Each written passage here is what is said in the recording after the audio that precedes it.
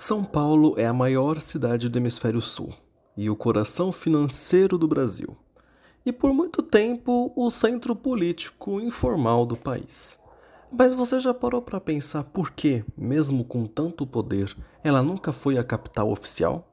Enquanto Salvador e Rio de Janeiro e Brasília dividiram esse título, São Paulo sempre ficou de fora. Hoje, nesse vídeo, vamos entender os motivos estratégicos, militares e geográficos que mantiveram o poder administrativo longe da capital paulista. Para entender o porquê de São Paulo não ter sido escolhido lá atrás como a capital federal, precisamos olhar para o mar.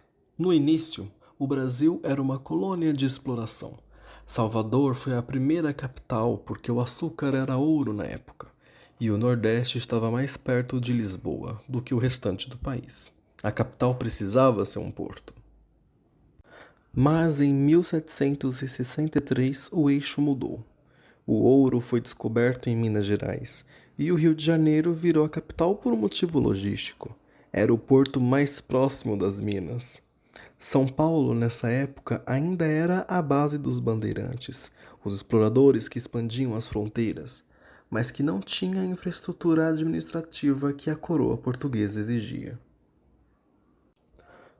Com o ciclo do café, São Paulo se tornou a cidade mais rica. Mas aqui está o detalhe: a elite paulista já mandava no Brasil através da política do café com leite. Eles não precisavam que a capital fosse em São Paulo para exercer esse poder.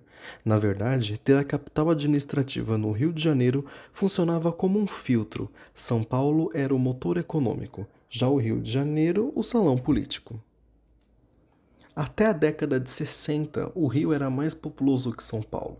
A mudança para uma nova capital já estava sendo planejada, mas São Paulo nunca foi opção real.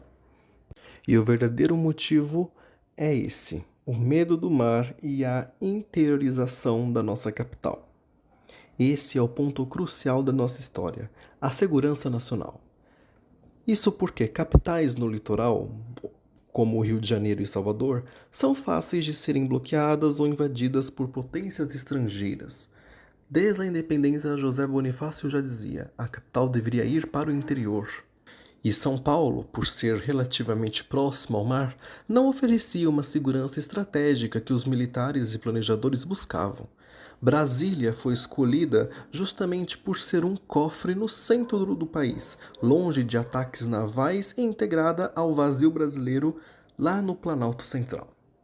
Outro fator importante é o controle. Grandes metrópoles como São Paulo são centros de pressão popular massiva. Planejadores urbanos acreditavam que uma capital isolada e planejada, como Brasília, permitiria que o governo funcionasse com mais estabilidade, longe das aglomerações e manifestações imediatas que acontecem em cidades densamente povoadas como São Paulo. E então, embora o plano de mudar a capital do país, do Rio de Janeiro, para algum lugar mais do interior fosse antigo, foi apenas nos anos 50 que ele ganhou velocidade máxima, com o presidente Juscelino Kubitschek. O lema era 50 anos em 5. E enquanto São Paulo se consolidava como a maior metrópole industrial, Brasília surgia do zero em apenas 41 meses. A entrega de Brasília se deu no dia 21 de abril de 1960 e foi um marco geográfico. Pela primeira vez, o Brasil virava as costas para o mar e olhava para o seu próprio interior. Para São Paulo, isso significou continuar sendo o motor que financiava o país, mas sem o peso da burocracia estatal. O Rio de Janeiro deixava de ser o Distrito Federal e Brasília nascia como uma ilha administrativa, projetada para ser o centro de um Brasil que queria ser moderno, organizado e, acima de tudo, protegido pela sua própria geografia.